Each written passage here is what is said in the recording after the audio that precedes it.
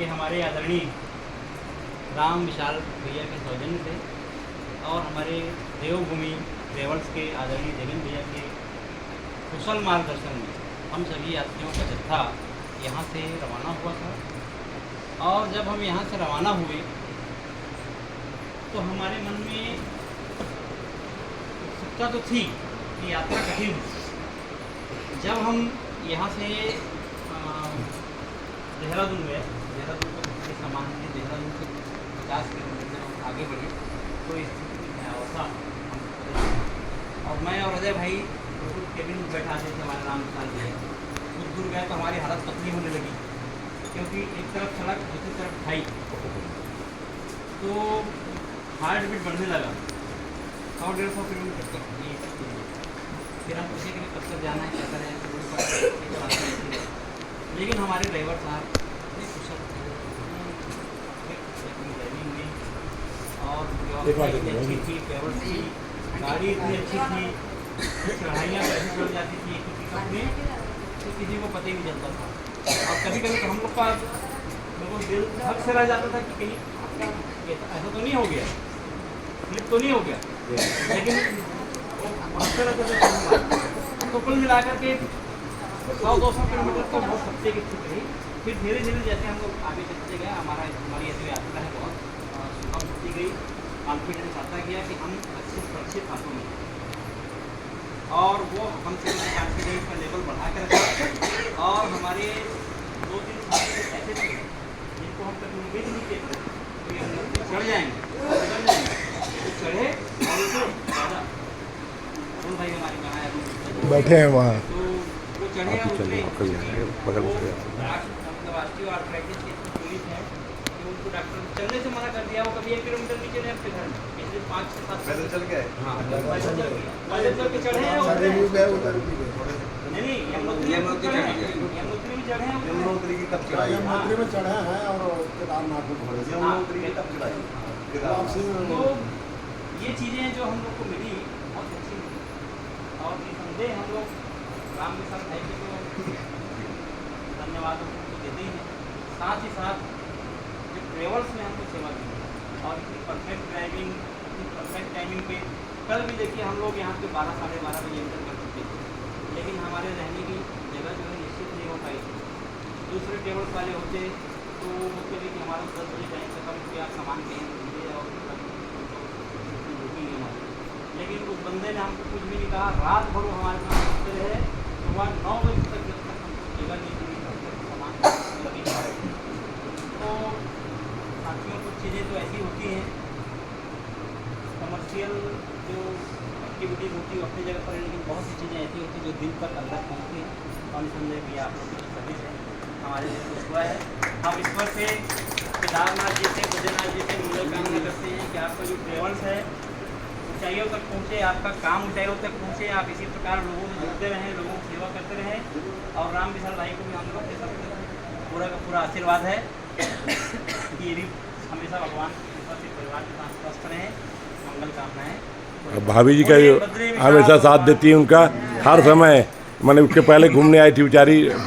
मैं भी आप सभी लोगों का दिल से धन्यवाद करता हूँ कि आप सब लोगों ने मुझे इतना प्यार दिया और इतना सत्कार दिया, और मेरी सेवा आप सभी के लिए हमेशा रहेगी, तत्पर रहेगी, 24 हॉर्स रहेगी। और देवभूमि टेम्पू ट्रेवल यूनियन है मेरी, मैं उससे अध्यक्ष हूँ, उसमें आप सभी का स्वागत रहेगा हमेशा। बिल्कुल भैया, हमारे यहाँ से जो भी यात्रा आएगी वो बिल्कुल आप ही के ट्रेवल से जाएगी। और राम विशाल जी, आपके लिए मैं एक शब्द कहना चाहता हूँ। आप जैसे इंसान जहाँ पे होंगे ना, तो वहाँ पे हर यात्रा, वो इंडिया के किसी भी कोने की हो, वो मंगलमय ही होगी। मैं थोड़ा सा कहना चाहता हूँ, क्योंकि आपकी जो नीयत है ना, वो सोना है।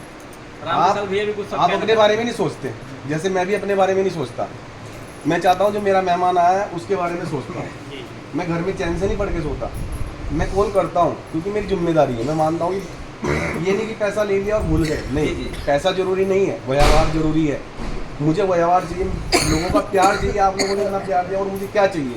ये दुनिया की अनमोल चीज़ आप लोगों ने मुझे दिया है, उसके लिए धन्यवाद। और मैं जितने भी हमारे यात्री गए हैं, जाते ही शहर रहते हैं, और गलती तो होता ही है हमेशा, भाई खाने में गलती हो जाता है, कहीं व्यवस्था में गलती हो जाता है, उसके मैं मेरी धर्मपत्नी कोई किसी कुछ शब्द बोले भी होंगे तो हम दिल से क्षमा चाहते हैं, क्योंकि भाई यात्रा तो है, यात्रा में कुछ बहुत सारी कठिनाई भी होती है, तो अपन बहुत कुछ नहीं कर पाते हैं। इसके जितने भी हमारे आदरणीय आए हुए उनसे दीदी लोग आए, भाभी लोग आए, हमारे गुरुदेव लोग आए, तो उससे मैं क्षमा चाहता हूँ कि कहीं गलती हुआ और गलती हुआ भी है, इसलिए मैं क्षमा चाहता हूँ आप नहीं, सभी गलती से। नहीं हुई है। देखिए यात्रा निश्चित थी, कब कहाँ पर जाम की स्थिति आएगी। 10 किलोमीटर को भी हम लोग 7 घंटा में पार किए, जी। ऐसी स्थिति नहीं, तो उसके कारण शेड्यूल चेंज हो गया। हमारा नाश्ता टाइम, खाने का टाइम दिक्कत होगी, तो उसके लिए आप किसी प्रकार से मैसेज नहीं दिया, तो आप गलती मत मानिए। वो समय और परिस्थितियों के हिसाब से आपने जितनी अच्छी व्यवस्था होनी थी कर सकते थे, आपने किया। जहाँ पर नहीं खिला पाए वहाँ पे होटल से खिलाया, और क्या चीज़ ये बताइए। बहुत बड़ी चीज़ है। बहुत जगह होटल अब व्यवस्था इंटीरियर की है, हर जगह होटल की नेक्स्ट टाइम में व्यवस्था जो मेरा चेंजिंग रहेगा ना, इंटीरियर में अभी जो ये इन्होंने जिसके लिए माफ़ी मांगी है ना, इसको मैं चेंज करूँगा। नेक्स्ट ग्रुप में जब भी आप आएंगे उसको मैं चेंज करूँगा। क्या चेंज करूँगा? जो सवारियों की गाड़ी रहेगी उसमें तो सिर्फ सवारी जाएंगी, एक कैंपर गाड़ी हमारे साथ चलेगी।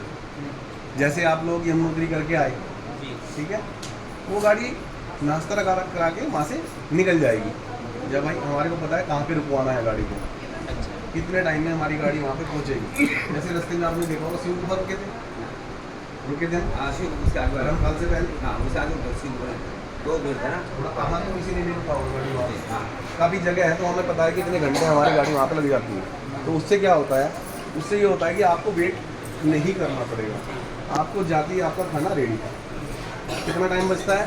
बहुत टाइम से। अभी आप लोग जा रहे हैं, उसी बस में किचन है, उसी बस में आते हैं। हाँ, अभी जाएगा, गाड़ी खड़ा होगा, फिर वो काटा काटी चालू करेगा, मिनिमम मान के चलिए 3 से 4 घंटे वो लगते हैं। गए, तो वो टाइम बचेगा और सवारी को भी अच्छा लगेगा। चलिए, आपका फर्स्ट एक एक्सपीरियंस था इधर का और वो भी बहुत अच्छा रहा।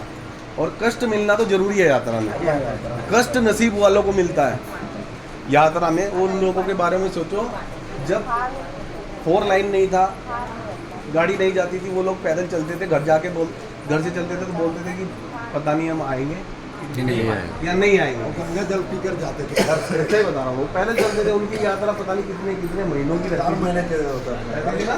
लेकिन आज प्रभु की कृपा से, नारायण की कृपा से हर जगह गाड़ी जा रही है। कितनी फैसिलिटी होगी। कष्ट मिलना चाहिए यात्रा में, जितना कष्ट मिलेगा आपकी उतनी ज़्यादा यात्रा लग रही है।